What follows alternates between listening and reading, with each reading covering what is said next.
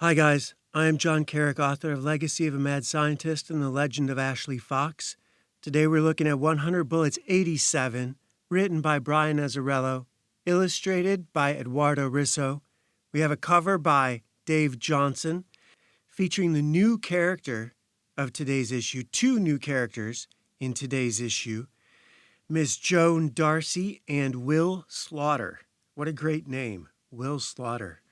All right, here we go. First, we have an ad for the Sarah Connor Chronicles featuring Summer Glau from Serenity and Firefly. And in this one, she plays the Terminator. The Twisted Spoke. It's a troll bar under the bridge. It's for trolls, right? Darcy Imports just had a window shot out from the inside. There's a gunfight going on in there with the lights off. People being shot and killed.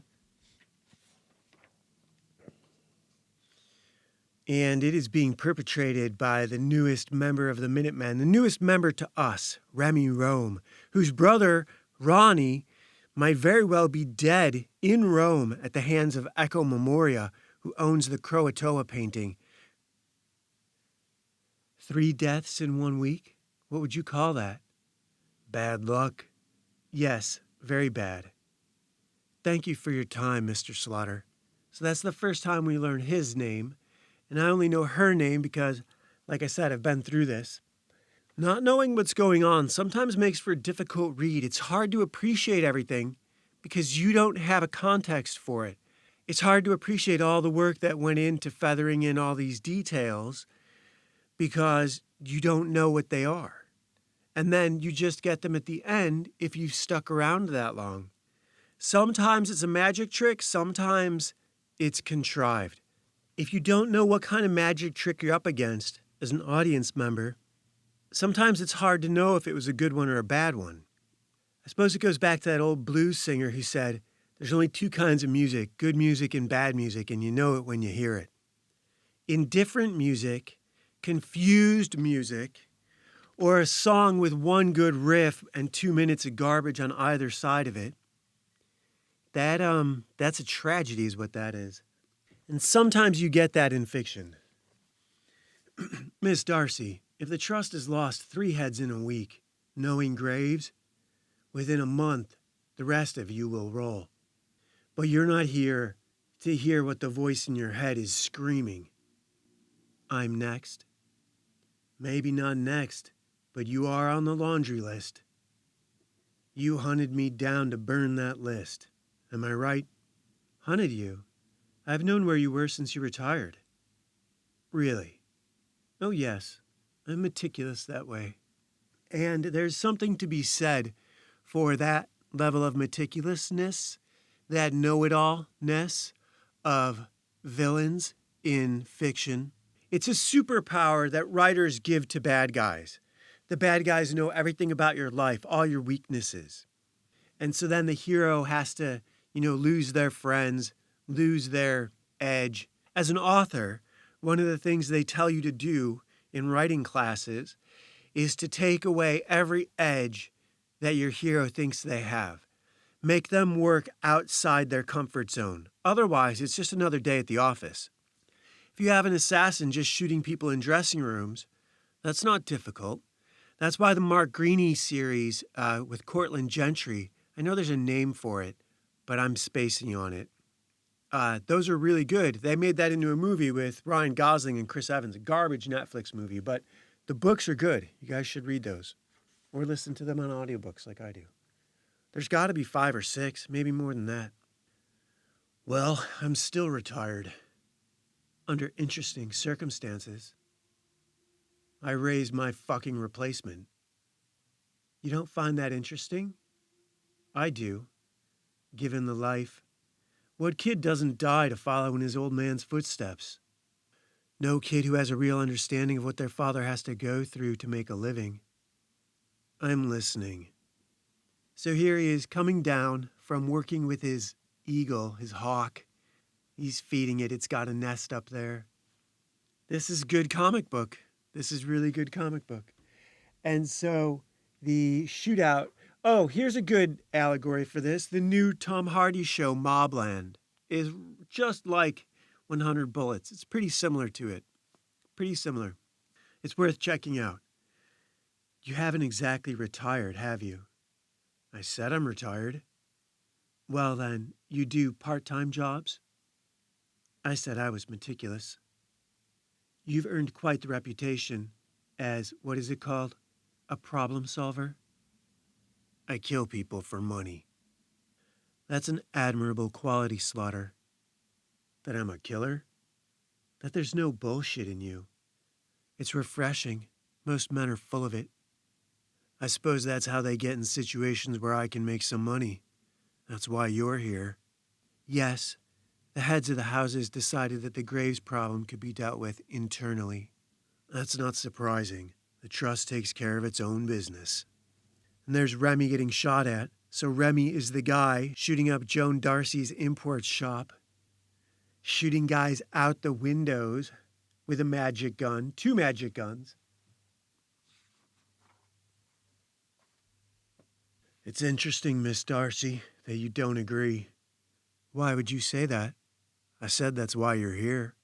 I can leave. I wish you would. Right now. Really? Are you afraid of me? You? No. I'm afraid of myself. Meanwhile, Remy is shooting up all these guys. Who are these guys? These are her bodyguard. This is her little army. That's one thing about this. So at least in this one, they're showing it to us. With Wiley, they didn't even show it. They just, it was just some bam, bam, bam while some other guys cowered in another room. At least with Remy, we get to see him, doing equilibrium flips like he's Christian Bale or some shit, shooting everybody with the gun kata. He's probably, knowing Remy, he's probably on a couple drugs that seem to slow time down.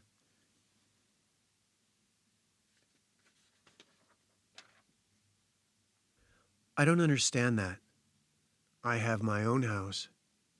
When I retired, I met a woman, a younger woman. She made me feel good about myself. You mean your wife? Yes, and we have 3 girls. The oldest is 9. The 6-year-old you adopted from China, right?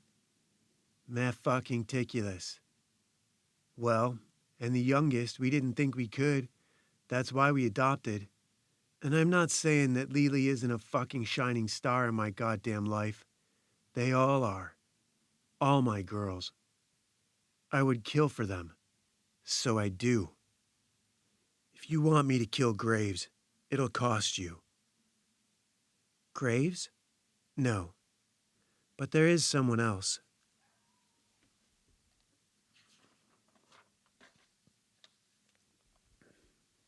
Meanwhile, Remy just cleans house, kicking open doors.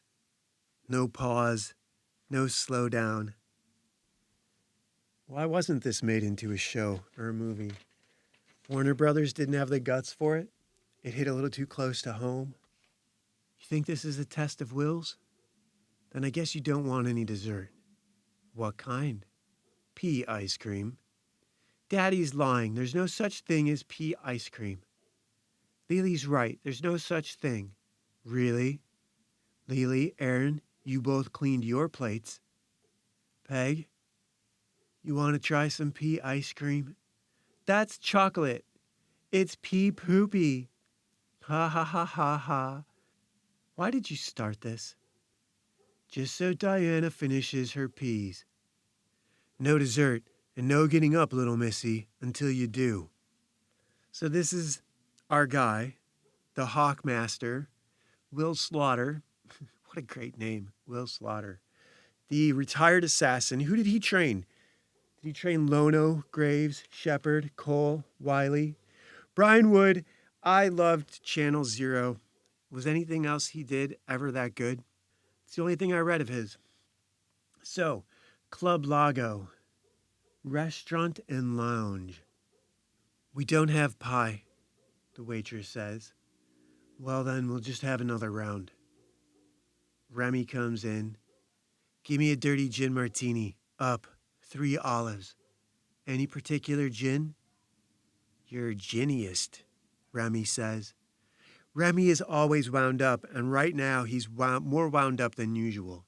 As you can guess why. He is coming straight from Darcy's Imports, where he just took out her entire bodyguard staff. That is a hilarious ad. In a time when looks could kill, there was only one way to survive: incognito. By Matt Johnson, art by Warren Pleece. That looks hilarious. That looks absolutely hilarious. So, Remy, we done? No, we ain't fucking done. Why? Because your intelligence sucks. On this. The place was guarded like Fort fucking Knox. I odd-jobbed, no sweat.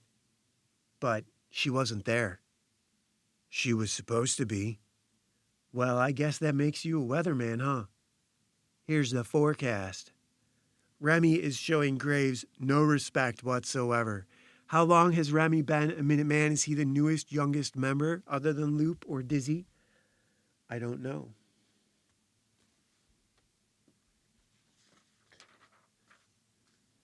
But he's effective, but he's belligerent.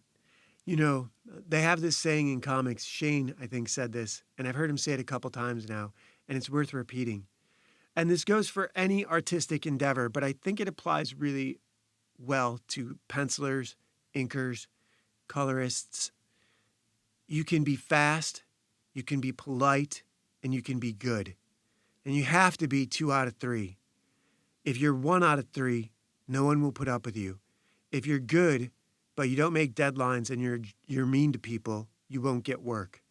If you're fast, but you're not good and you're not polite, you won't get work. If you're polite, but you're not good and you don't make deadlines, that's not enough to get you work.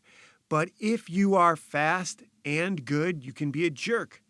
If you're fast and polite, you can be halfway as good as everybody else. If you are polite and really good, you can miss deadlines. And that is probably the greatest thing you could be, but you know, you can overdo it even there. And I don't know what Alex Toth, I think Alex Toth was really nice to artists, but maybe not nice to editors and publishers. There's a famous story about him where he turned in a comic with too many pages and it didn't get printed because the deal they had with the printer, the deal they had with the advertisers, the deal they had with the shipping. I mean, suddenly everything's going to cost, like, think about that. You had a deal to ship a 48-page book, but now you're shipping a 62-page book. Now, that doesn't matter so much on an individual level, although it might, but it certainly matters by the palette. Because a book that was going to weigh, 800 pounds now weighs 1,100 pounds to ship all of them without covers before they get, the variants put on them and everything like that. So Alex Toth, from what I understand, that book never got printed. That's like a movie that never got distributed. There's this, well, it'll take too long doing all these stories. Anyhow, let's get back to this. Don't blame me if the sun don't shine. So that's our first L cut, and this scene has 2 of them, one coming in and one going out. Will, in here. You know Diana will sit at that table all night rather than do something she's made up her mind not to do. How do I know that? Because she's your daughter. You're shaving. Yeah, I took a job. Tonight? I'm going to get moving on it tonight, but it might take a while, Peg. How long? A while, maybe. I'm not sure.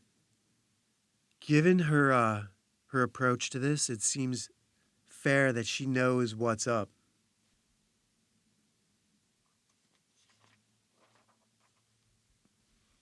And here we go. I'll know once I've started. In town? And he just looks at her. Sorry. I am. Come on. You know it's better for you if you don't know any of the details. So you say.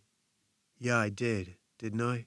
Here, this is a number for a new account we have. A college fund. I know I say it every time you go, but you are on one fucked up line of work. Nah, more like, if it wasn't for fuck-ups, I'd be out of work. You seem annoyed, Remy. This is Dizzy talking. Like I said, 2 L cuts in this book, and these are them. L cut being that little caption down on one page that leads over to the next page with a different scene. You seem annoyed, Remy, and that's annoying me, Dizzy says. Listen, there's no fucking way I'm taking the blame for this. And then he reaches out and grabs more food with his fingers. No formality, no discipline, which is what Graves is all about, formality and discipline. No more bullshit. Guys like you, your guys like you get off in the details. I need you to step back, take in the big picture. Get off on that. Graves throws his hand. Remy was deliberately stepping over lines. You don't reach out with your hand at the table in a restaurant. He should know better.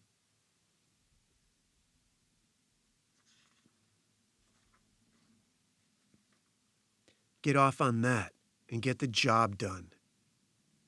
Graves stands up and walks out. Remy's holding his wrist as Dizzy follows Graves out of the restaurant. Hey, I'm empty here. Remy is effective, so that's the thing. Fast, good, but not polite.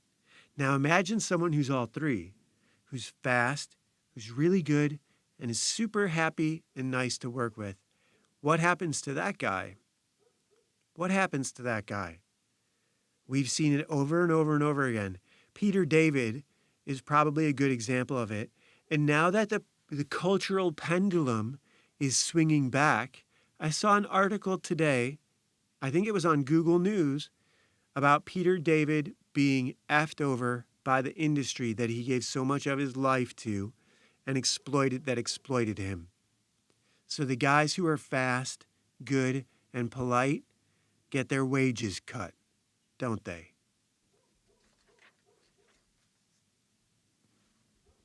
They got to go into business for themselves. It's the smartest thing they can do. And here we have Will getting his bag together to head out. These scenes are awesome. This is what I signed up for. This is where they are catering to the audience that is me. And I love little bits like this. So he kisses her goodbye, says, I'll call you tomorrow. And that's a whole page. A whole page of just gun porn. Back out in the dining room. Eat one. Just one. I don't like peas. Neither do I. So she eats one. He's got the ice cream with a spoon. Says, I love you. And gives her a kiss. And that may very well be the last time that Will Slaughter sees his family. As he walks out on The Blister, written by Brian Azzarello, illustrated by Eduardo Russo, colors by Patricia Mulville, letters by Clem Robbins, cover Dave Johnson, assistant editor Casey Cias, and editor Will Dennis. All right. I spent some time working on the game today. This is the second time I've recorded this. The first time had some really bad audio feedback on the track, so let's see if this one works.